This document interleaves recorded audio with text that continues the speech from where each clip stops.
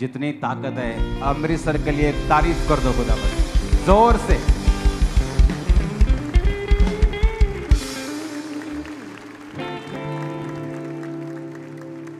अब तो सब फोटोज एक जैसी लगने लगी हैं।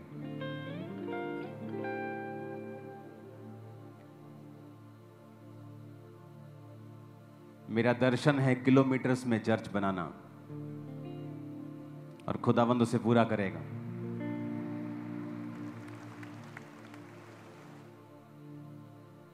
आज एक इंपॉर्टेंट, इन विषयों पर मैं नहीं चाहता हूं बात करना, लेकिन पवित्र आत्मा चाहता है बात करना। तो मेरा यह विश्वास है कि आप लोग आज एक प्रीचर को नहीं सुन रहे, आज एक टीचर को सुन रहे हो। तो अपनी बाइबल्स खोल लो। अगर आपके पास पेन कॉपी नहीं है तो फोन खोल के नोटपैड खोल लो और उसे नोट करो, क्योंकि आज प्रीच नहीं होगा, आज टीच होगा। तो टीच में टाइम लगेगा, बहुत सारी वर्सेस होंगी, क्योंकि परमेश्वर यह चाहता है कि उसकी कलीसिया वचन की शिक्षा में कभी भी कमजोर ना हो। एक बात दिमाग में आपको रखनी होगी कि परमेश्वर जो है वो एक सा है, वो बदला नहीं। शुरू से लेके अब तक पुराने नियम में कुछ चीजें अलग थीं, नए नियम में अलग थीं, लेकिन परमेश्वर चेंज नहीं हुआ। पुराने नियम में भी वो कहता था व्यभिचार ना कर, नए नियम में भी वो कहता है। पुराने में भी वो कहता था अपने माता पिता का आदर कर, अब नया नियम में भी वो यही कहता है। पहले आंख के बदले आंख मांगी जाती थी, उसका भी मैं आपको मतलब समझा चुका हूं कि प्राण के बदले अगर प्राण ना होता तो यहूदी कौम ही नाश हो जाती, यीशु मसीह आते ही नहीं। तो यीशु मसीह को बचाने के लिए, उस बीज को बचाने के लिए परमेश्वर ने ऐसा कहा था कि अपने दुश्मन से बदला लेना, और आंख के बदले आंख और प्राण के बदले प्राण, ताकि तुम्हारी कौम बची रहे, ताकि मेरा जो उद्धार करता है, मेरा बेटा जो है, मैं खुद जो आने वाला हूं, मैं आ सकूं। वो इस कारण था। अब जब प्रभु यीशु मसीह आए, लोगों ने कहा चेंज कर दिया। चेंज नहीं किया, मकसद पूरा हो गया। अब यीशु मसीह आ चुके थे, तो परमेश्वर ने कहा अब मैं आ चुका हूं, अब तुम्हें प्राण के बदले प्राण नहीं लेना है, अब अपने दुश्मनों के लिए प्रार्थना करनी है, जो तुम्हें सताते हैं उनको आशीष देनी है। तो मैं आपको ये 100% वचन से गारंटी दे सकता हूं कि परमेश्वर का वचन और उसका मन, उसका हार्ट जैसा पहले था, पहले दिन सृष्टि के, वैसा ही आज है। कुछ भी बदलाव नहीं हुआ। वो प्रेमी था, वो दयालु था, वो आज भी वैसा ही है। यीशु मसीह के जन्म के बाद कुछ चीजें बदली, इसलिए क्योंकि यीशु मसीह के आने के बाद वो मकसद पूरा हो गया, जिस मकसद के तहत कहा गया था कि प्राण के बदले प्राण लेना, और तुम अपने दुश्मनों से बदला लेना, और अपने आप को बचाते रहना। कितने मेरी बात को समझ रहे हैं? तो आज जब भी मैं आपको कोई वचन देता हूं या बाइबल की कोई मैं शिक्षा देता हूं, तो मैं ये कोशिश करता हूं कि वो शिक्षा आपको दोनों नियम से दी जाए। क्योंकि कुछ लोग फिर आपसे बहस करेंगे, ये तो पुराने नियम की शिक्षा है। तो मैं आपको नए नियम के भी साथ में देता हूं। जिस तरह लोग बहस करते हैं टाइथ के विषय में कि नए नियम में टाइथ नहीं लिखा। टाइथ एक ऐसा सब्जेक्ट है जो नए नियम, पुराने नियम से भी पहले का है। अब्राहम के समय का, तब वचन नहीं आया था, व्यवस्था नहीं थी मूसा की, फिर भी अब्राहम अपनी कमाई का 10वां अंश देता था। अब्राहम के बाद याकूब, इसहाक, ये कैसे ब्लेस हुए? क्योंकि ये अपने कमाई का टाइथ परमेश्वर को देते थे, ये उसको अपना पार्टनर समझते थे। तो इसीलिए मलकीसिदक के याजक को दशवांश दिया गया। कौन था मलकीसिदक का याजक? जिसकी कोई वंशावली नहीं। ऐसा कैसे हो सकता है कि राजा हो और उसकी कोई वंशावली ना हो? क्योंकि वो यीशु मसीह को रिप्रेजेंट करता था उस समय, कि जिसकी कोई वंशावली नहीं, जो स्त्री से पैदा हुआ है, और अब्राहम ने उसको अपना टाइथ दिया था। यानी तुम भी अपना टाइथ मसीह को दोगे। तो वो नया नियम पुराने नियम से पहले था, व्यवस्था से पहले था। व्यवस्था तो बाद में आई कि व्यभिचार ना कर, पर यूसुफ जो पाप नहीं किया, पोतीबर की पत्नी के साथ।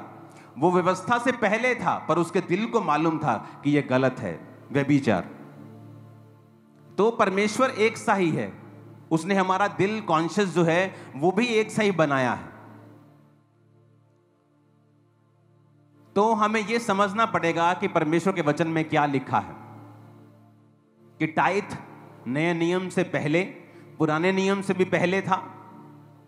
पुराने नियम में भी टाइथ दिया गया, नए नियम में जीसस ने भी कहा अच्छा करते हो, पुदीने, सौंफ, जीरे का दशमांश देते हो, पर न्याय, दया, विश्वास को भी करते रहो, तुमने ये छोड़ दिए। परमेश्वर ने कभी टाइथ को अब्यूज नहीं किया, उसने इनकरेज किया और कहा अच्छा करते हो, क्योंकि टाइथ एक पार्टनरशिप है, एक कवनेंट है, एक वाचा है कि परमेश्वर तूने मुझे दिया है, मैं उस दिए में से तुझे वापस दूंगा। कितने मेरी बात को समझ रहे हैं? अब सबसे पहले हम ये देखेंगे कि जिन वचनों को लोग आज मिस इंटरप्रेट करते हैं, उन्हें परमेश्वर किस रीति से बोलता है। आज जो कुछ लोग अज्ञानता फैलाते हैं, अज्ञान के आड़ में वो है ज्ञान नहीं, वो एक्चुअल में अज्ञानता है। तो हम ये समझेंगे कि बाइबल उस विषय में क्या कहती है।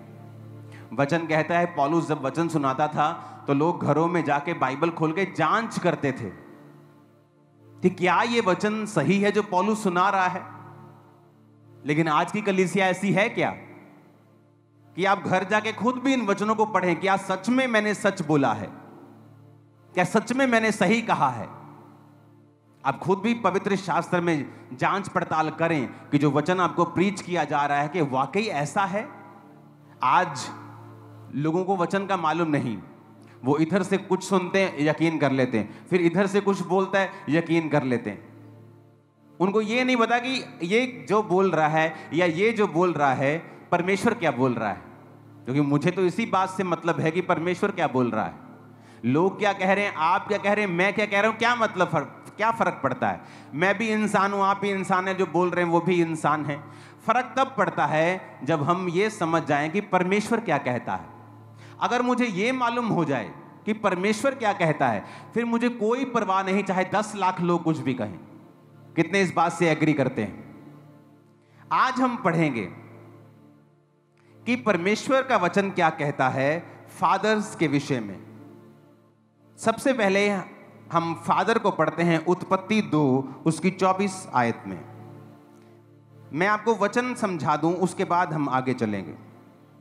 उसमें लिखा है, इस कारण पुरुष अपने माता पिता को छोड़कर अपनी पत्नी से मिला रहेगा और वो एक तन बने रहेंगे। यहां पर पिता शब्द आया है। फादर शब्द उत्पत्ति में ही आ गया था, और उस उत्पत्ति शब्द को जब हम पढ़ते हैं, अगर आपके पास इब्रानी भाषा की बाइबल है तो उसे भी एक बार जरा दिखा दीजिए। Therefore shall a man leave his father and mother। वो जो फादर के साथ H1 लिखा है, H1 का मतलब अब, पिता, फादर। H1 इब्रानी भाषा, दुनिया की पहली भाषा, उसका पहला शब्द है H1, जिसका मतलब है फादर। यानी खुदा ने चुना कि इब्रानी भाषा का जो पहला शब्द होगा, जो भाषा ओरिजिनल भाषा है दुनिया की, उसका पहला शब्द होगा अब, यानी फादर। तो अब हम इस बात को समझेंगे और हम चलेंगे दूसरा राजाओं के पास। उसकी 2 अध्याय को हम खोलेंगे। दूसरा राजा उसकी 2 अध्याय उसकी 1 आयत। जब यहोवा एलिय्याह को बवंडर के द्वारा स्वर्ग में उठा लेने को था, तो एलिय्याह अलीशा दोनों गिलगाल से चले। एलिय्याह ने अलीशा से कहा, यहोवा मुझे बेतेल तक भेजता है, तू यहीं ठहरा रहे। अलीशा ने कहा, यहोवा के और तेरे जीवन की शपथ, मैं तुझे नहीं छोड़ने का। इसलिए वो बेतेल को चले गए। बेतेलवासी भविष्यद्वक्ताओं के चेले एलीशा के पास आकर कहने लगे, क्या तुझे मालूम है यहोवा तेरे स्वामी को आज तेरे ऊपर से उठा लेने पर है? उसने कहा, हां मुझे भी मालूम है, तुम चुप रहो। अगर किसी व्यक्ति को आप जानना चाहते हैं, आप उसके शब्दों से उसे जानते हैं। बाइबल कहती है जो तुम्हारे मन में भरा हुआ है वही तुम्हारे मुंह के ऊपर होगा। यहां पर जो आप पुस्तक पढ़ रहे हैं, दूसरा राजा 2 अध्याय, दूसरे राजा पुस्तक जो पढ़ रहे हो, आप जानते हैं इस पुस्तक का लेखक कौन है? इस पुस्तक का जो लेखक है वो है प्रॉफेट यिर्मयाह। यिर्मयाह, यशाया, यहोजकेल, दानियल, these are the major prophets. इन्हें मेजर प्रॉफिट्स कहते थे। अबोधा, मीका, योना, these are the minor prophets. इन्हें माइनर प्रॉफिट्स कहते थे।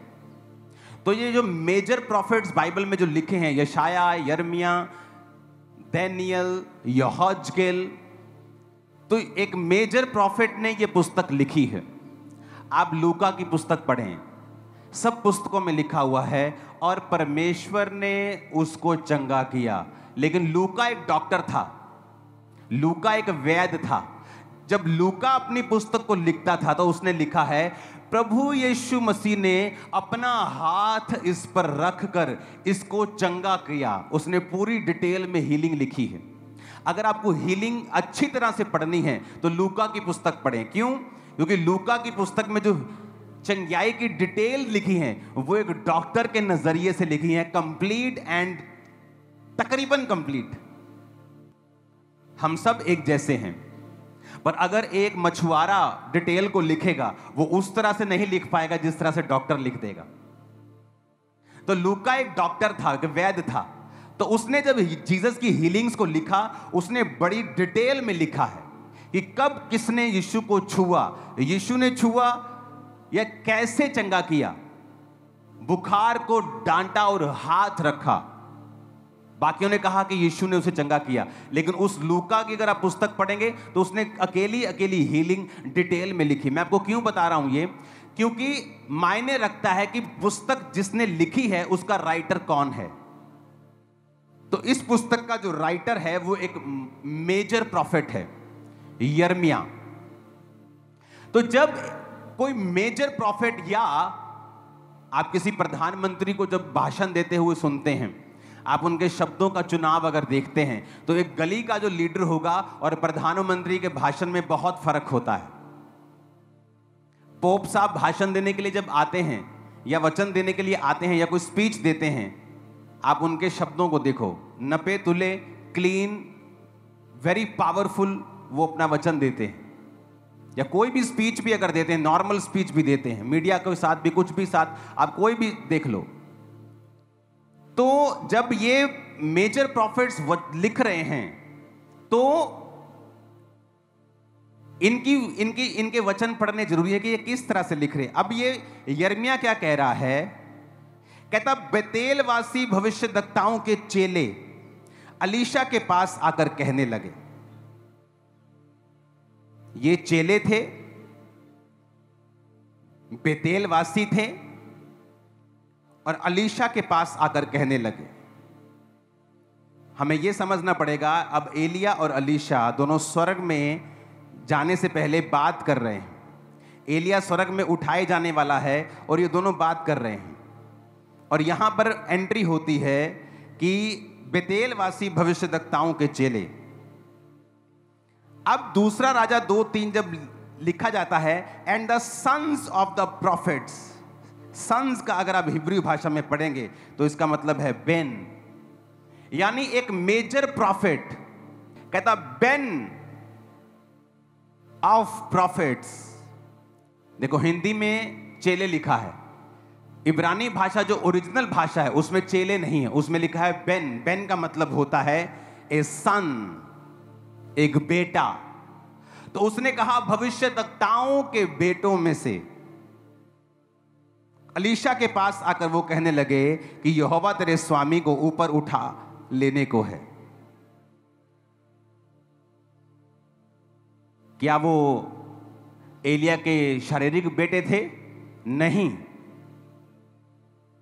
वो उसके आत्मिक बेटे थे। अगर आत्मिक पुत्र, आत्मिक पिता का कॉन्सेप्ट नहीं होता तो एक मेजर प्रॉफिट ये गलती नहीं करता। वो चेले लिखता, वो कलीसिया लिखता, या उन किसी और शब्द से उनको लिखता, कहता the pen of prophets. Pen का मतलब है a son, a builder of the family name. कहता वो आए और उसने कहा कि यहोवा आज, अब समझने वाली बात है, बड़े ध्यान से समझना, आज टीचिंग सुन रहे हो। मान लीजिए मैं पुस्तक लिख रहा हूं, ओके, और मेरे को परमेश्वर की समझ है कि ये एक्चुअल सिनेरियो क्या चल रहा है, और मैं लिख रहा हूं and the sons of the prophet came. Sons, वो सारे सन, सारे फॉलो करने वाले आए और कहने लगे। अब वो अगली बात जो लिख रहा है वो अपनी तरफ से नहीं लिख रहा, वो वही स्टेटमेंट लिख रहा है जो उन बच्चों ने एलीशा को दी। क्या कहता? आज यहोवा तेरे स्वामी को स्वर्ग पे ऊपर उठा लेने को है। अब जब मैं लिख रहा हूं कि वो आए, मेरी निगाह में वो सन्स हैं, बट जब वो सन्स आए, वो एलीशा को क्या कह रहे हैं कि तेरे स्वामी को, इब्रानी भाषा का 113 शब्द, तेरे एडॉन को, मतलब तेरे कंट्रोलर को, तेरे मास्टर को, तेरे ऑनर को, इब्रानी भाषा का 113वां शब्द। अब समझने वाली बात यह है, परमेश्वर का जो मसा था वो चेलों के ऊपर क्यों नहीं आया? क्योंकि जो दूसरे चेले थे, क्योंकि यिर्मयाह ने जब ये पुस्तक लिखी तो उसने वो अपनी तरफ से लिखा जो वो समझता था, जो है था कि the sons of the prophets came. पर आगे जो उसने लिखा वो स्टेटमेंट थी जो सन्स ने दी थी, क्या कि आज तेरा पिता तेरे कंट्रोलर को स्वर्ग में उठा लेने को है। मतलब वो भी पूरी तरह से फादर सन रिलेशनशिप में एलिया के साथ नहीं थे। इसीलिए परमेश्वर ने अपना मसा उन चेलों की बजाय एलीशा को दिया था। क्यों? बाइबल कहती, जब वो 11 आयत में देखते हैं, जब वो चलते चलते बात कर रहे थे, कौन? एलिया, एलीशा। एक अग्नि में रथ, अग्नि में घोड़ों ने उन्हें अलग अलग किया और एलिया बवंडर में होकर स्वर्ग पर चढ़ गया। एलीशा देखता और पुकारता रहा, बोलता रहा, हाय मेरे पिता। क्या बोलता रहा? हाय मेरे पिता। इसको इब्रानी भाषा में पढ़ेंगे, ये वही पिता शब्द है। लोग बोलते शायद उसने बुजुर्ग कहा हो, शायद उसने कुछ अलग कहा हो, ये वही शब्द है H1, अब।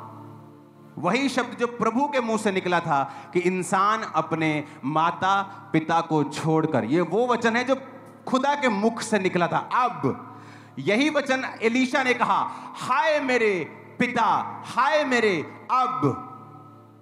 तो बाइबल कहती जब वो पुकार रहा था तो एलिया की जो चद्दर थी वो नीचे गिर गई, और जब उसने उठाई तो वो मसा और वो आत्मा एलीशा के ऊपर ठहर गया। एलीशा ने कहा, एलिया कहता आज मुझे स्वर्ग पे उठा लेने को, तू चला जा। एलीशा मना करता रहा।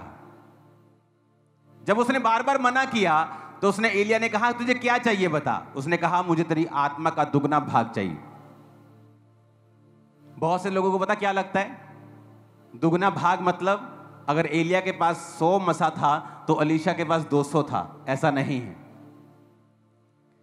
पुराने नियम में जो बड़ा बेटा फैमिली का होता था उसको दुगना हिस्सा मिलता था।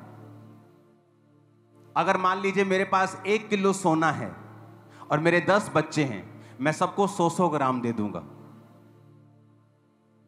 लेकिन जो बड़ा बच्चा होता था उसको 100 ग्राम नहीं मिलता था, उसको 200 ग्राम मिलता था। तो वो जो 10 बच्चे होते थे उनके 11 हिस्से आप मान लो करके, 2 हिस्से पहले बेटे को दिए जाते थे या बेटी, जो भी पहलौठा होता था, और बाकी 9 बांट दिए जाते थे।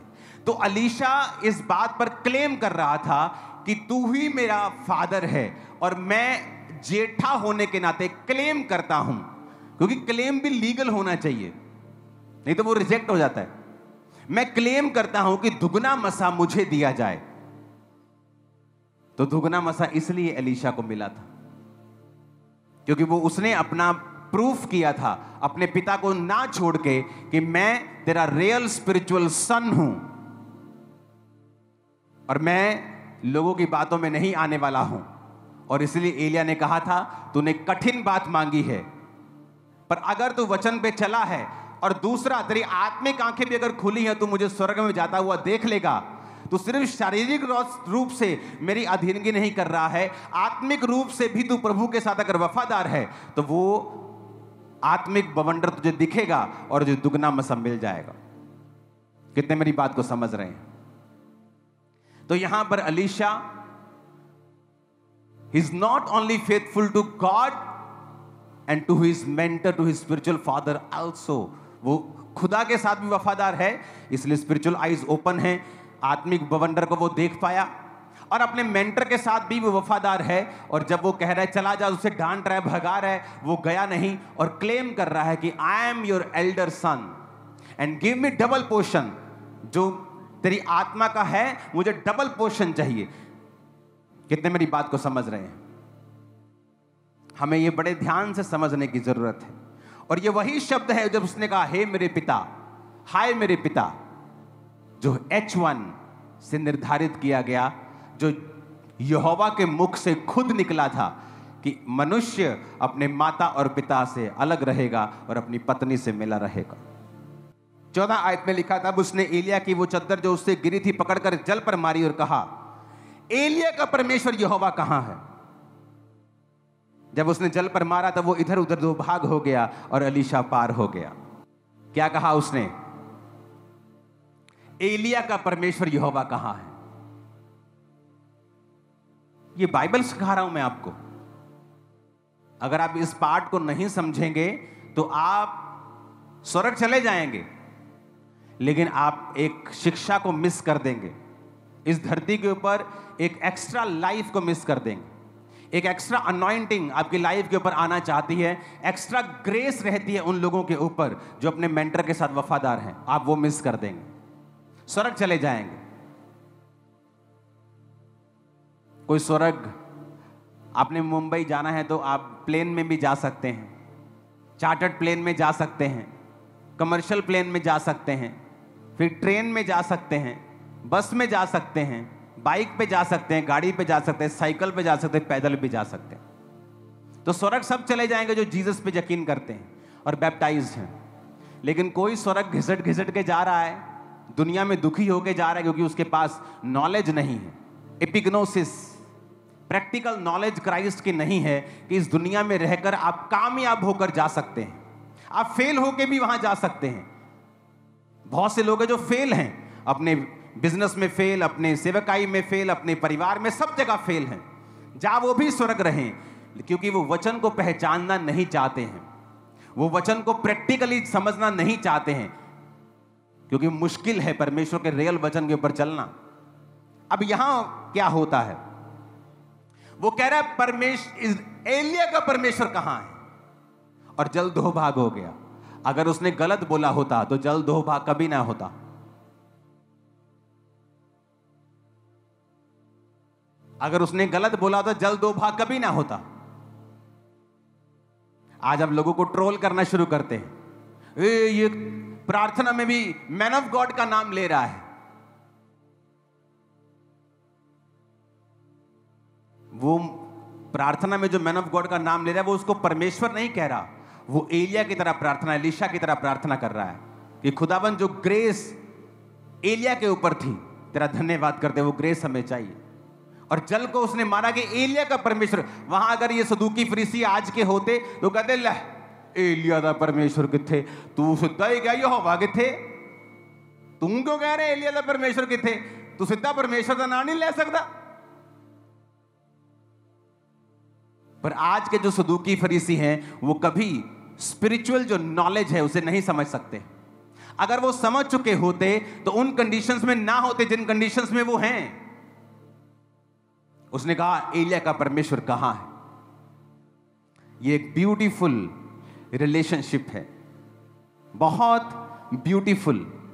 इतना ब्यूटीफुल रिलेशनशिप ये परमेश्वर ने बनाया है कि परमेश्वर ने इब्रानी भाषा, इस दुनिया की पहली भाषा का पहला शब्द अब्बा, अब चुना है, फादर। क्योंकि ये ब्यूटीफुल रिलेशनशिप प्रभु को मालूम था कि नॉट ओनली ये सिर्फ फिजिकल नहीं है, एक संसारिक बाप के साथ नहीं है, ये मेरे साथ भी लोगों की होगी, अपने स्पिरिचुअल मेंटर्स के साथ लोगों की होगी और अपने फादर्स के साथ भी लोगों की होगी। इसलिए परमेश्वर ने इस शब्द को चुना। कितनों को समझ आ रही है? ओके। अब जब हम ये समझते हैं कि प्रभु की इच्छा क्या है, तो हम ये भी समझते हैं कि पुराने नियम में भी वो वैसा ही था, तो नए नियम में वैसा ही था। आज जब ये प्रचार किया जाता है, पहला कुरिन्थिया 4 उसकी 15 और 16 आयत कहता, यदि मसीह में सिखाने वाले तुम्हारे 10,000 भी होते तो तुम्हारे पिता बहुत से नहीं, इसलिए कि मसीह यीशु में सुसमाचार के द्वारा मैं पिता हुआ। अब लोग पता क्या कहते हैं, जब पौलुस कह रहा है कि मैं सुसमाचार सुनाया तुमको और तुम्हें पैदा किया है, जिस तरह एक संसारिक मां जब तुम्हें पैदा करती है तो जच्चा की पीड़ाएं सहती है, पौलुस कहता मैं भी तुम्हें जब पैदा करता हूं तो जच्चा किसी पीड़ाएं सहता हूं। वो क्या है पीड़ा? एक पास्टर का विरोध होता है। क्यों होता है? उसने कौन सी शराब पी है या उसने कौन सा डाका डाल दिया है। आपके गली मोहल्लों में जो आपको भाषण देके जाते हैं उनमें 900 कमियां होंगी, पर उनका विरोध नहीं होता। लेकिन मसीह लोगों का विरोध क्यों? जीवित चर्च का विरोध क्यों? क्योंकि वो एक जच्चा की पीड़ा है जो हमें सहनी पड़ती है। अपने लिए थोड़ी है, मुझे क्या है, मैं सेटल्ड हूं, मैं किसी भी फॉरेन कंट्री में जाऊं, मैं वेल सेटल्ड हूं, मैं आराम से अपनी फुल लाइफ जी सकता हूं बिना काम की। लेकिन जब आप बच्चे पैदा करते हैं स्पिरिचुअल, तो आपको जच्चा किसी पीड़ाएं होती हैं। अगर जच्चा किसी पीड़ाएं होती हैं तो हमें हक है कि लोग हमें स्पिरिचुअल फादर कहें, और परमेश्वर भी ऐसा ही कहता है। मैं चैलेंज करता हूं इस डॉक्ट्रिन के ऊपर, आगे बाइबल से सिखाएं कि कहां ये गलत है, क्योंकि अब ये पूरी नहीं हुई, अभी सुनना ध्यान से। पौलुस कहता है सुसमाचार सुनाने के द्वारा मैं तुम्हारा पिता हुआ। अब लोग पता क्या कहते हैं, पौलुस गलत हो सकता है, और उसका उदाहरण दे सकते हैं कि पौलुस जीसस के साथ नहीं रहा, क्योंकि जीसस ने भी कहा था कि धरती पर अपना पिता किसी को मत कहना। ओके, आज हम पढ़ेंगे जीसस ने क्या कहा। मत्ती 23 अध्याय को हम पढ़ेंगे। आज हम देखेंगे सब वर्सेस को कि जीसस ने ऐसा क्यों कहा, क्योंकि पौलुस क्या कह रहा है हमें यह मानना है, जीसस ने ऐसा क्यों कहा हमने ये देखना है। उसमें लिखा है 23 अध्याय की जो शुरुआत होती है, ऊंचा पढ़ो, फरीसियों का पाप। ये बाइबल मैंने तो नहीं लिखी, ये वचन जो है जब जीसस क्राइस्ट जिस अध्याय में बात कर रहे हैं उस अध्याय का शीर्षक है फरीसियों का पाप। तो हमें यह पढ़ने की जरूरत है, जब भी आप बाइबल पढ़ें या जो बाइबल टीच करते हैं वो ये देखते हैं कि जब एक वचन बोला गया है वो किस कॉन्टेक्स्ट में बोला गया है, वो कब बोला गया है। जब बोला गया था उस समय आसपास का जो वातावरण था वो क्या था और वो क्यों बोला गया था। अगर आप इस बात को नहीं समझेंगे आप अधूरे ज्ञानी हैं, और अधूरा ज्ञान खतरनाक होता है। फरीसियों का पाप, ये जो अध्याय है 23, जीसस क्राइस्ट ने फरीसियों की क्लास लगाई है इसमें। सुनो अब आगे। तब यीशु ने भीड़ से और अपने चेलों से कहा, अब यहां पर भीड़ भी है, चेले भी हैं, लेकिन बात हो रही है फरीसियों के पाप की। कहता, शास्त्री फरीसी मूसा की गद्दी पर बैठे हैं, जो तुम्हें वो कहें वो करना और मानना, परंतु उनके से काम मत करना, क्योंकि जो खुद वो कहते हैं वो करते नहीं। तब यीशु ने भीड़ से और अपने चेलों से कहा, शास्त्री और फरीसी मूसा की गद्दी पर बैठे हैं, इसलिए वे तुमसे जो कुछ कहें वह करना और मानना, परंतु उनके से काम मत करना, क्योंकि वे कहते तो हैं पर करते नहीं। ऊपर लिखा है फरीसियों का पाप, नीचे सब लोग बैठे हैं, चेले बैठे हैं, प्रभु यीशु मसीह उन्हें शिक्षा दे रहे हैं। और क्या कह रहे हैं 2 आयत में फिर से पढ़ेंगे। जीसस ने कहा, शास्त्री और फरीसी मूसा की गद्दी पर बैठे हैं, इसीलिए वे तुमसे जो कुछ कहें वह करना और मानना, परंतु उनके से काम मत करना, क्योंकि वे कहते तो हैं पर करते नहीं। वे एक ऐसे भारी बोझ को जिनको उठाना कठिन है बांधकर उन्हें मनुष्यों के कंधे पर रखते हैं, परंतु स्वयं उसे अपनी उंगली से भी सरकाना नहीं चाहते। वे अपने सब काम लोगों को दिखाने के लिए करते हैं। वे अपने ताबीज़ों को चौड़ा करते और अपने वस्त्रों को कोरे बनाते हैं। भोज में मुख्य मुख्य स्थान और सभा में मुख्य मुख्य आसन, बाजारों में नमस्कार और मनुष्य में रब्बी कहलाना उन्हें भाता है। किसकी बात हो रही है? फरीसियों की, सदूकियों की। फरीसी और सदूकी, परमेश्वर कहता है कि ये लोग दिखाने के लिए काम करते हैं, दिखाने के लिए प्रार्थना करते हैं, मुख्य मुख्य आसनों पर जाकर बैठते हैं। तुम इनके जैसे काम मत करना। हाँ, आगे 9 आयत 8 पढ़ेंगे। परंतु तुम रब्बी ना कहलाना, क्योंकि तुम्हारा एक ही गुरु है और तुम सब भाई हो। पृथ्वी पर किसी को अपना पिता ना कहना, क्योंकि तुम्हारा एक ही पिता है जो स्वर्ग में है। और स्वामी भी ना कहलाना, क्योंकि तुम्हारा एक ही स्वामी है, अर्थात मसीह। जो तुम में बड़ा हो वह तुम्हारा सेवक बने। जो कोई अपने आप को बड़ा बनाएगा वह छोटा किया जाएगा, और जो कोई अपने आप को छोटा बनाएगा वह बड़ा किया जाएगा। अब 7 हाय लिखी हैं यहां पर, जो फरीसी और शास्त्रियों को दी गई। 13 आयत से पढ़ेंगे उनको। हे कपटी शास्त्रियों और फरीसियों, तुम पर हाय, तुम मनुष्यों के लिए स्वर्ग के राज का द्वार बंद करते हो, ना तो स्वयं ही उसमें प्रवेश करते हो, ना उसमें प्रवेश करने वालों को प्रवेश करने देते हो। हे कपटी शास्त्रियों और फरीसियों, तुम पर हाय, तुम विधवाओं के घरों को खा जाते हो और दिखाने के लिए बड़ी देर तक प्रार्थना करते रहते हो, इसलिए तुम्हें अधिक दंड मिलेगा।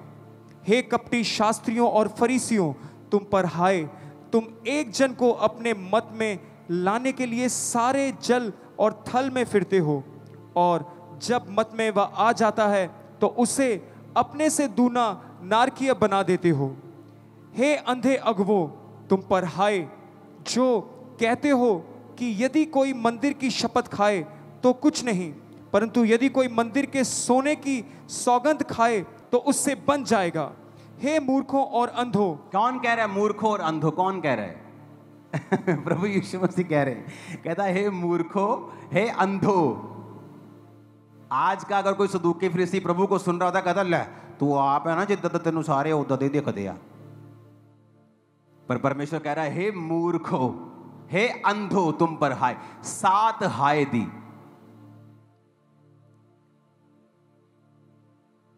जब चेले बैठे हैं सामने, लोग बैठे हैं, वहां पर पतरस बैठा है, मेरे को बताओ कि नहीं बैठा? बताओ बैठा है कि नहीं? सुना नहीं मेरे को? बैठा है ना? पहली आयत पढ़ो फिर से। यीशु ने भीड़ से और अपने चेलों से कहा। अब फरीसियों के बारे में बात शुरू हो रही है। कौन कौन मौजूद है वहां? भीड़ भी और चेले भी। तो चेलों में पतरस था कि नहीं? अरे पतरस तो नंबर 1 चेला था कि नहीं वहां? जब प्रभु यीशु मसीह बैठे हैं, ओके, वो सुना रहे हैं, इधर भीड़ बैठी है, इधर चेले बैठे हैं, तो परमेश्वर फरीसियों और शास्त्रियों के बारे में बात कर रहा है। और परमेश्वर कह रहा है कि तुम इनको अपना पिता मत कहना, तुम इनको अपना रब्बी मत कहना, अपना स्वामी ना कहना। समझ आ रही मेरी बात? तो पतरस वहां था। तो क्या पतरस कभी वचन तोड़ता परमेश्वर का? नहीं। अगर तोड़ता तो बाइबल उससे कभी मेंशन कर देगी इसने वचन तोड़ा है, क्योंकि पतरस ने जहां गलती की तो लिखा है कि पतरस पहले खतना रहितों के साथ खाना खाता था, बाद में वो डर गया और खतना रहितों के साथ खाना खाना बंद कर दिया। सब लिखा है बाइबल में, किसी की गलती को छुपाया नहीं गया। लोग बोलते हैं कि पौलुस कहता है जी, क्योंकि वो उस समय वहां नहीं था जब जीसस ने कहा, तो उसको वचन की नॉलेज नहीं थी। चलो ये भी पढ़ाते हैं आज आपको। पहला पत्रस 5 उसकी 13 आयत में लिखा है। ये पत्रस ने लिखी है, वही पत्रस जो उस समय जीसस के सामने बैठा था। पहला पत्रस 5 उसकी 13 आयत में लिखा है,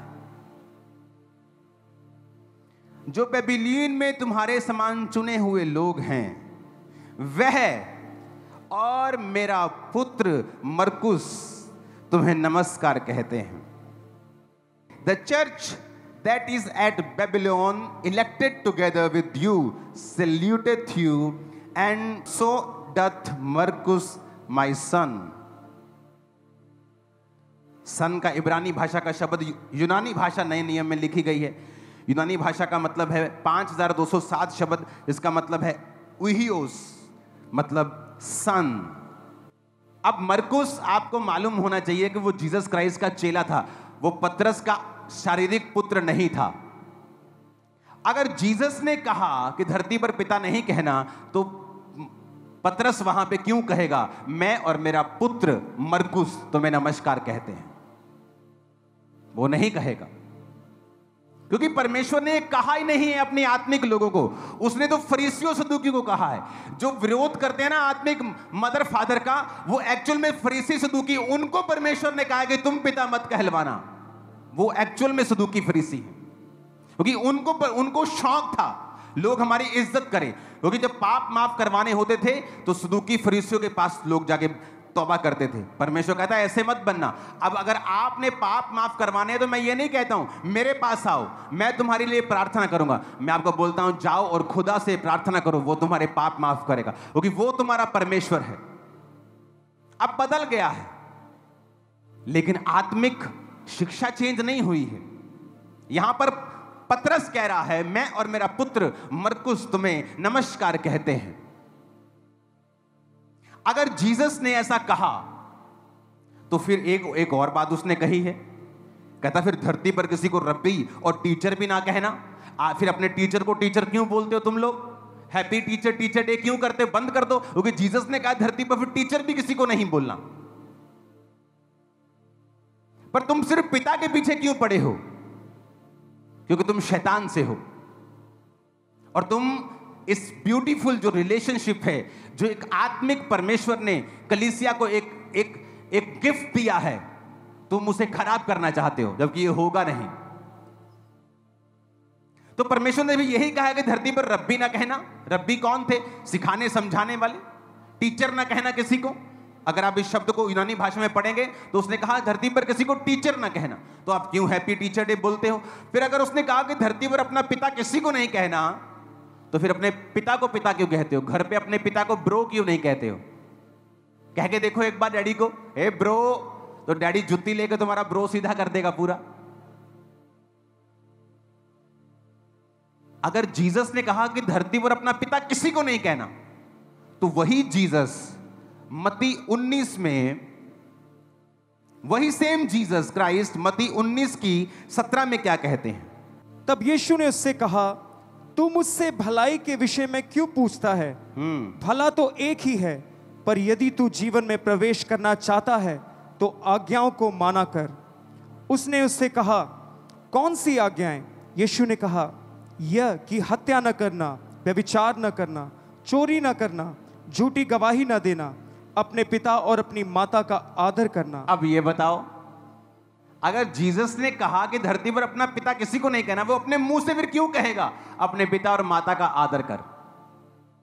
क्योंकि जीसस क्राइस्ट जब ये वचन दे रहे थे चेलों को, सदूकियों और फरीसियों के बारे में, वो उनके बारे में शिक्षा दे रहे थे। वो तो खुद ये कह रहे हैं कि एक आदमी आके प्रभु से कहता है मुझे आज्ञा सिखा। कौन सी आज्ञा है? व्यभिचार ना कर पुत्र, ठीक है प्रभु। चोरी ना कर, ठीक है। अपने माता पिता का आदर कर। अगर जीसस ने कहा है कि माता कहना ही नहीं, पिता कहना ही नहीं, तो फिर वो क्यों कहेगा अपने माता और पिता का आदर कर? तो हमें यह समझना पड़ेगा कि जब वो वचन दिया गया, वो फरीसियों के ऊपर 7 हाय दी गई हैं मत्ती 23 में। फिर फरीसियों के पीछे परमेश्वर क्यों लग गया? क्योंकि वो फरीसियों के लिए वचन था कि तुम पर हाय, हे मूर्खो, हे अंधो, जाओ अब जीसस को ट्रोल करो। ना जीसस को परवाह है, ना उसके चेले को परवाह है। हालेलुया। तो उसने क्या कहा? 13 आय से लेके 7 हाय शुरू होती हैं।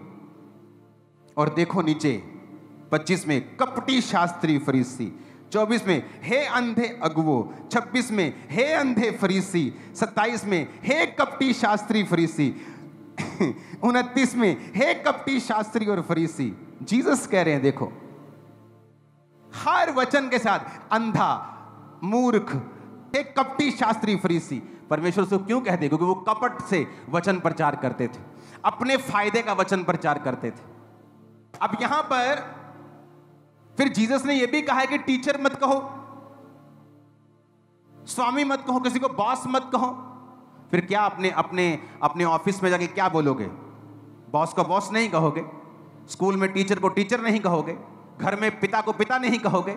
जीसस के पास बुद्धि है, बुद्धि उससे निकली है, वो ऐसी बातें नहीं कर सकता। जब उसने ऐसी बातें की, वो फरीसियों और सदूकियों के बारे में अपनी सारी अंदर की जो परमेश्वर के अंदर जो शिक्षा थी उन्हें दे रहा था कि अंधे, ये अगुवे, ये अंधे अगुवे, ये मूर्ख हैं, इनको अपना पिता मत कहो, ये तुम्हारा पाप माफ नहीं करवा सकते, अब तुम डायरेक्ट मुझको पुकारो। हालेलुया। जब हम इस आयत को पढ़ते हैं, मत्ती 19 उसकी 17, उसने उससे कहा, तू मुझसे भलाई के विषय में क्यों पूछता है? भला तो एक ही है, पर यदि तू जीवन में प्रवेश करना चाहता है तो आज्ञाओं को माना कर। उसने उससे कहा, कौन? बस honour your father and mother. पौलुस के जैसा प्रचारक दुनिया में कोई नहीं था, उसके जैसा शिक्षक, उसके जैसी ताड़ना देने वाला कोई नहीं था। आज भी यूरोप में चले जाओ, मैं वेनिस में था, इटली में, जो दुनिया की सबसे खूबसूरत जगहों में से लोग घूमने जाते, वहां हर गली में मैंने चर्च देखा। कारण पौलुस, राजा का चर्च था, लोगों का चर्च था, हर गली में चर्च। कारण क्या? पौलुस एक समय वहां पे गली गली जाकर जीसस क्राइस्ट के बारे में बता के, और वचन कहता है जगह नहीं रह गई थी प्रचार करने की, इतना प्रचार किया उसने। कहता जो मैं आज्ञाएं लिख रहा हूं ये प्रभु की आज्ञाएं हैं, मानो तो ना मानो। उसने कभी नहीं कहा मैं लिख रहा हूं, उसने कहा जो मैं लिख रहा हूं ये प्रभु की आज्ञाएं हैं, अगर तुम नहीं मानना चाहते हो तो ना मानो। वो कहता है पहला तिमुथियुस 1 उसकी 2 में, तिमुथियुस के नाम जो विश्वास में मेरा सच्चा पुत्र है, पिता परमेश्वर और प्रभु यीशु मसीह की ओर से तुम्हें अनुग्रह, दया और शांति मिलती रहे। तिमुथियुस के नाम जो विश्वास में मेरा सच्चा पुत्र है, पिता परमेश्वर और हमारे प्रभु यीशु मसीह की ओर से तुझे अनुग्रह, दया और शांति मिलती रहे। कहता तिमुथियुस के नाम जो विश्वास में मेरा सच्चा पुत्र है। क्या पौलुस आत्मिक नहीं था? लेकिन वो तिमुथियुस को कह रहा है जो विश्वास में मेरा सच्चा पुत्र है। अब 5043वां शब्द यूनानी में जिस इस पुत्र को जब लिखा गया तो उसका मतलब है एक टेक्नॉन, जिसका मतलब है ए चाइल्ड एज प्रोड्यूस्ड। लोगों को लगता है कि शायद वो सांकेतिक भाषा में बोल रहा होगा। उसने ऐसा सच में नहीं कहा होगा, सांकेतिक भाषा में, क्योंकि वो बुजुर्ग था या बड़ा था इसलिए वो ऐसा बोल रहा होगा। पर देखो असली भाषा में बाइबल पढ़ो, उसने कहा टेक्नॉन ए चाइल्ड एज प्रोड्यूस्ड, जैसे एक बच्चा, अपना बच्चा, पुत्र, हे पुत्र तिमुथियुस के नाम जो विश्वास में मेरा सच्चा पुत्र है। पतरस कहता है मैं और मेरा पुत्र मरकुस, मरकुस उसका पुत्र नहीं था, आत्मिक पुत्र था, मैं और मेरा पुत्र मरकुस कलीसिया को नमस्कार कहते हैं। आई सल्यूटेड यू, मैं तुम्हें ग्रीट करता हूं, मैं और मेरा पुत्र मरकुस। ऊंची आवाज में बोलो हालेलुया। फिलेमोन 1 उसकी 10 आयत को पढ़ेंगे। कहता मैं अपने बच्चे एनीमुसुस को लिए। ये कौन कह रहा है? ये भी पौलुस कह रहा है। हम पतरस को पढ़ गया, पौलुस को पढ़ लिया, एलिया को पढ़ लिया, अलीशा को पढ़ लिया और जीसस को भी हमने पढ़ लिया। फिर से पढ़ेंगे इस आयत को। मैं अपने बच्चे उनेसिमुस के लिए जो मुझसे मेरी कैद में जन्मा है तुझसे विनती करता हूं। वह तो पहले तेरे कुछ काम का ना था, पर अब तेरे और मेरे दोनों के बड़े काम का है। अब पौलुस बंदा है कि जनानी है? दसो हैं? पर की कह रहे हो? दोबारा पढ़ना जरा। मैं अपने बच्चे उनेसिमुस के लिए जो मुझसे मेरी कैद में जन्मा है। आदमी कह रहा है, आदमी कहता मुझसे मेरी कैद में जन्मा है। जब मैं जेल में था मैंने इसको जन्म दिया है। अरे भाई तूने कैसे जन्म दे दिया? तू तो आदमी है। और कैसे संबोधित कर रहा है? मैं अपने बच्चे उनेसिमुस के लिए जो मुझसे मेरी कैद में जन्मा है तुझसे विनती करता हूं। पौलुस कह रहा है अगर आप बच्चों को जन्म दे सकते हैं तो आप स्पिरिचुअल फादर हैं। अगर मैं मैरिड हूं और मेरी वाइफ है तो हम दो नहीं हैं, हम एक ही हैं। लेकिन आप अपनी मेरी वाइफ को स्पिरिचुअल फादर थोड़ी बोलेंगे। आपके अंदर सेंस भी खुदा ने दी है, आप उसे मदर कहेंगे। मैं अपने स्पिरिचुअल फादर की वाइफ को स्पिरिचुअल मदर बोलता हूं, सिस्टर नहीं बोलता। कोई इसे ना जाने तो अपनी मूर्खता के कारण ना जाने, लेकिन यहोवा का वचन यही कहता है। मैं आपको चैलेंज करता हूं वचन के बीच से। कहता मैं अपने बच्चे उनेसिमुस के लिए जो मेरी कैद में मुझसे जन्मा है। सन सेम शब्द यूज किया गया 5043वां शब्द जब पौलुस ने कहा सन टेक्नॉन, a child age produced. Spiritual father, spiritual daughter, spiritual son, ये रिलेशनशिप हेवन ने बनाई है। ये दुनिया की मोस्ट ब्यूटीफुल रिलेशनशिप है। और जब शैतान इसे अब्यूज करने की कोशिश करे तो उनको सदूकी और फरीसी कहना मत भूलना, जो इसको अब्यूज करने के, इसको गाली निकालने की कोशिश करते हैं। मेरी उनके साथ कोई नफरत नहीं, लेकिन मैं जानता हूं परमेश्वर ने मुझे सच्चाई को प्रचार करने के लिए चुना है। Hallelujah, hallelujah. अब जहां फरीसी और सदूकियों की बात हो रही है, उन पे हाय आ रही है। हर वचन में कपटी। मत्ती 23 उसकी 13 से लेके, हे कपटी शास्त्रियों और फरीसियों, तुम पर हाय, तुम मनुष्य के लिए स्वर्ग के राज का द्वार बंद करते हो। ना तो स्वयं ही उसमें प्रवेश करते हो, ना उसमें प्रवेश करने वालों को प्रवेश करने देते हो। आप सुनो, अब ऐसे लोगों की मानसिकता क्या होती है? खुद तो मस्से में नहीं रहना, खुद तो ना लंगड़े चलाने का शौक है, ना रूहें बचाने का शौक है, खुद तो सिर्फ टोटल वेलड़, कोई काम नहीं है फेसबुक पे लिखने के अलावा। लेकिन एलिया के चेले खुद तो कुछ नहीं किया। और यिर्मयाह प्रॉफिट लिख रहा है, the sons and the band of the prophets came and said कि यहोवा तुम्हारे कंट्रोलर को, वो अपने पिता को कंट्रोलर समझ रहे हैं, और अलीशा अपने पिता को पिता समझ रहा है। अब अब्बा, हाय मेरे अब्बा, तो मसा उसके ऊपर आ रहा है। उनकी कंडीशन नहीं बदली, वो चेले अभी भी हैं वहां पे। अलीशा ने मारी चद्दर, ठेड़। एलिया का परमेश्वर कहां है? नदी दो भाग हो गई, सारे एलिशा के सामने झुक गए। सुनो मेरी बात, खुद कुछ नहीं कर रहे, खुद कुछ नहीं कर रहे। कहते तेरे स्वामी को उठा लेने पे, तेरे पिता को नहीं, तेरे स्वामी को, कंट्रोलर को। वो उसे कंट्रोलर समझते थे, इसलिए मसा अलीशा के ऊपर आया।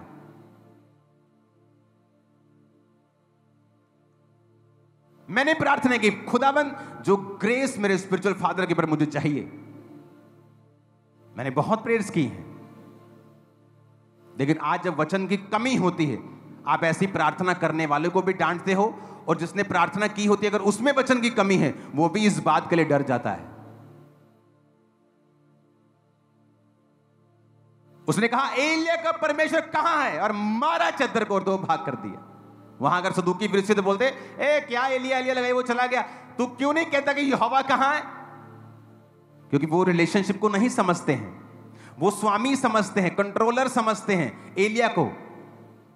क्योंकि जब यिर्मयाह लिख रहा है तो वो अपनी समझ से कितना लिख सकता है कि and the sons of the prophets came, क्योंकि वो स्पिरिचुअल आदमी है, वो समझ वाला आदमी है, मेजर प्रॉफिट है, अकल वाला आदमी, वो सन्स लिख रहा है। और लेकिन जब सन्स आते कहते हैं तेरे स्वामी को आज यहोवा उठा लेने को है, और वो उसे कंट्रोलर समझते हैं। और अलीशा जब वो उठा लिया जाता है तो ये नहीं कहता स्वामी हाय मेरे स्वामी, वो कहता है अब्बा, हे हाय अब्बा। जब वो शब्द यूज कर रहे हैं तो इब्रानी भाषा का 113वां शब्द यूज कर रहे हैं। आज यहोवा तुम्हारे एडोन को उठा लेने पे, कि आज स्वामी तेरे एडोन को उठा लेने पे है। कंट्रोलर, ऑनर, क्योंकि वो यिर्मयाह नहीं लिख सकता अपनी तरफ से कि आज यहोवा तुम्हारे पिता को, क्योंकि वो गलत नहीं लिख सकता, वो वही लिख सकता है जो वो सुन रहा है। जो उसने नहीं सुना वो अपनी समझ के अनुसार लिख रहा है। And the sons of the prophets came. आप मेरी बात समझ रहे कि नहीं? वो अपनी समझ जो उसके अंदर स्पिरिचुअल है उसके मुताबिक सही लिख रहा है कि sons of the prophets came.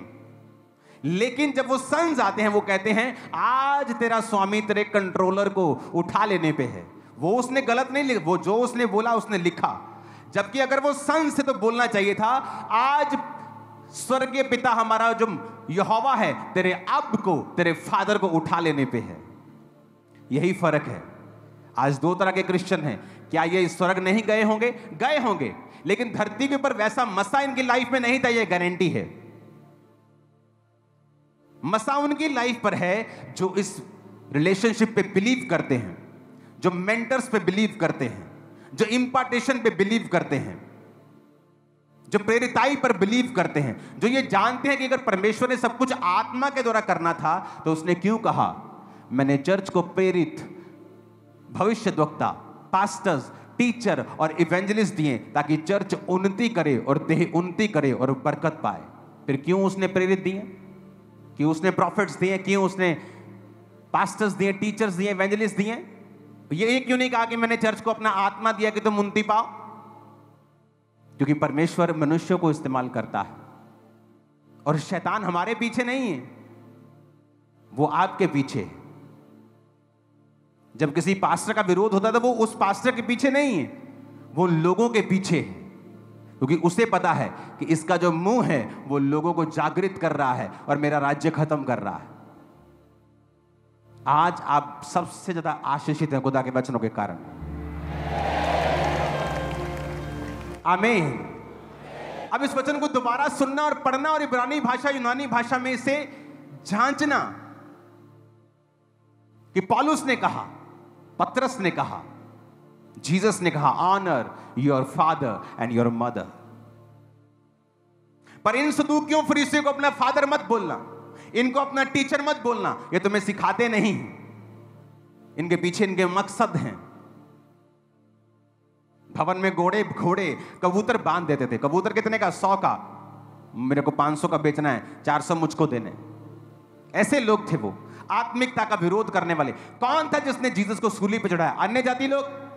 No, Christian. वो क्रिश्चियन आप बोल सकते हो, यहोवा को मानने वाले, पुराने नियम के क्रिश्चियन।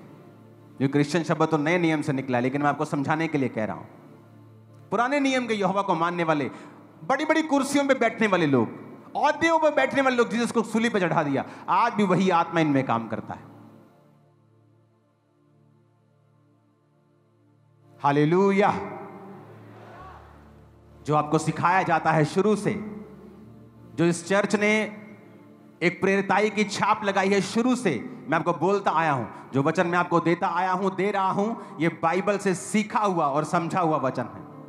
यह इंटरनेट से किसी के मुंह की जुबान से बोला या किसी से पूछा हुआ फोन से वचन नहीं है, आत्मा से पाया हुआ और बाइबल से सीखा हुआ वचन जो परमेश्वर ने आपको देनी थी आज, कि एक ब्यूटीफुल रिलेशनशिप खुदा ने दी है। उसका फायदा भी अलीशा एलिया के रूप में दिखाया है और चेलों के रूप में दिखाया है कि ये रिलेशनशिप खुदा ने बनाई है। अगर उसने नहीं बनाई होती तो वो पौलुस की पत्रियों को कभी बाइबल में ऐड ना होने देता, वो पतरस को भी कभी इस बाइबल में ऐड ना होने देता। जब एलिया उठाया जा रहा था उसने कहा हाय अब, हाय एडॉन नहीं, हाय मेरे मालिक, हाय मेरे कंट्रोलर, हाय मेरे स्वामी नहीं, हाय अब, हाय अब इब्रानी भाषा का पहला शब्द, हाय मेरे पिता, हाय मेरे पिता। पौलुस एक बच्चे के बारे में बताता है कि उन्नीस मेरी कैद में मुझसे जन्मा है, और फिलेमोन को वो पत्री लिख रहा है। तीमुथियुस कहता है विश्वास में मेरा यह सच्चा पुत्र है। कलीसिया से कह रहा है तुम्हारे सिखाने वाले 10,000 हैं, परंतु सुसमाचार मेरे द्वारा तुम तक पहुंचा है। तुम मेरे द्वारा, मेरे सुसमाचार के द्वारा प्रभु तक पहुंचे हो, तो सुसमाचार के द्वारा मैं तुम्हारा पिता हूं। वो जानते हैं हमारा स्वर्गीय पिता एक ही है, यीशु मसीह, लेकिन वो आत्मिक बात कर रहा है। मैं कौन हूं? अगर मेरे में से यीशु मसीह को निकाल दो तो मुझे कभी नमस्कार भी मत करना, कभी ग्रेट भी मत करना, कभी फादर भी मत बोलना, कभी ब्रदर भी मत बोलना, मुझे देखना भी मत, क्योंकि ये सारी रिलेशनशिप तब हैं जब मैं जीसस क्राइस्ट के कदमों में बैठा हूं, तब वो मुझे बच्चे पैदा करने की शक्ति दे रहा है। तुम्हें नहीं दे रहा सदूकियों फरीसियों, तुम पर हाय, तुम्हें परमेश्वर ने ग्रेस नहीं दी है।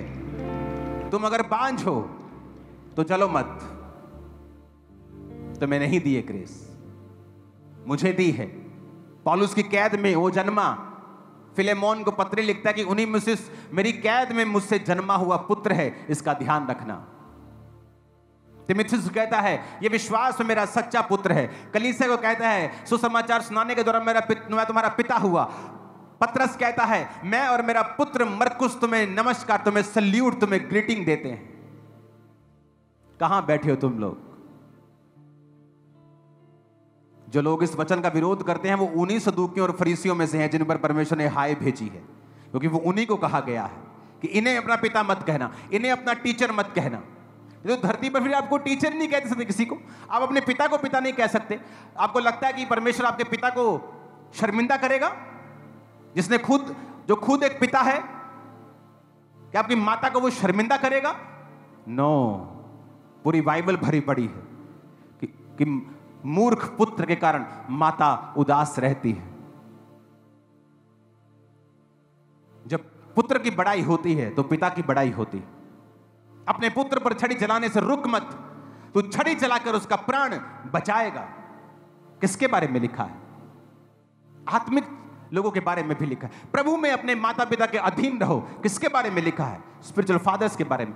प्रभु में ने अपने माता पिता की अधीनगी करो और अपने माता और पिता का आदर करो। कौन माता पिता? तुम्हारे शारीरिक माता पिता।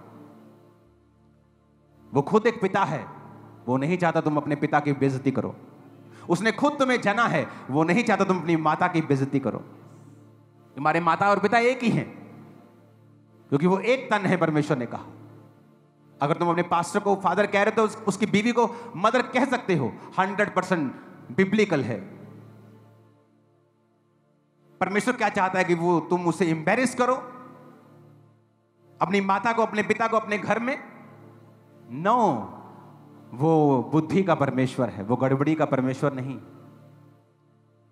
ये एक ऐसी रिलेशनशिप है स्पिरिचुअल, जो व्यक्ति इस रिलेशनशिप में बिलीव करते हैं वही हैं अपने पिता, अपने स्पिरिचुअल फादर के मस्से के हकदार, और बड़े काम वही करेंगे यीशु मसीह के सामर्थ्य नाम। ऐसा नहीं कि परमेश्वर किसी को चुन नहीं सकता, वो चुन सकता है, उसे इस्तेमाल कर सकता है। पर पौलुस अपने पहले साल कलीसिया में बिताता है, मेंटर से सीखता है, उसके साथ प्रार्थना ही करता है। कुछ समय तक वो सीखता है। आज मैं जानता हूं शैतान बहुत शर्मिंदा हो रहा होगा।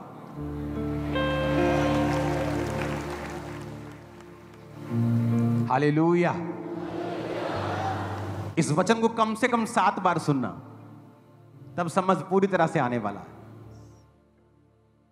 और जब भी मैं बाइबल पढ़ता हूं, मैं कोशिश करता हूं कि मैं ओरिजिनल भाषा में पढ़ूं, ताकि उसे समझने में, किस भावना में, किस फीलिंग में, कब यह वचन बोला गया, क्यों बोला गया, किसके विषय में बोला गया, हम इसे सीख सकें और कलीसिया को सेम सिद्धता में लेके जा सकें।